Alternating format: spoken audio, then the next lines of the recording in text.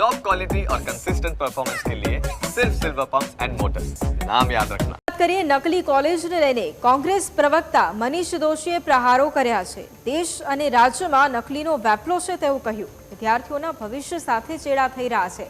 નર્મદામાં નકલી કોલેજો સામે આવી। સુરતમાં નકલી મેડિકલ ઇન્સ્ટિટ્યૂટ ચાલી રહી છે। ઇન્સ્ટિટ્યૂટમાં નાના નાના કોર્સ ચલાવવામાં આવતા તેવું પણ કહ્યું।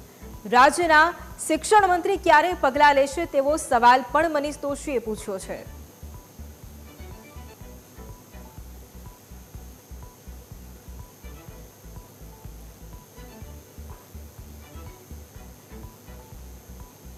તો નકલી કોલેજને લઈને કોંગ્રેસ પ્રવક્તા મનીષ દોશીએ પ્રહારો કર્યા છે।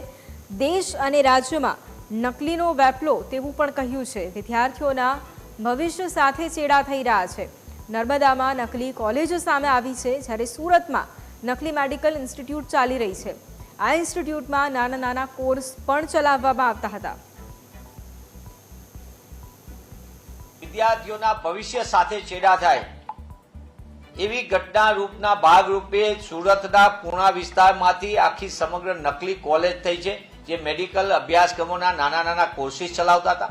સામાન્ય અને ગરીબ ઘરના બાળકોના ભવિષ્ય ઉજ્જવળ બને એવી આશા સાથે સર્ટિફિકેટ કોર્સ અથવા ડિપ્લોમા કોર્સ ચલાવતી આવી ગેરકાયદેસર કોલેજ માટે રાજ્યના શિક્ષણ મંત્રીશ્રીએ જાહેરમાં કહી દીધું, પણ પગલાં ક્યારે લેશે એ તો કેબિનેટ મંત્રી છે।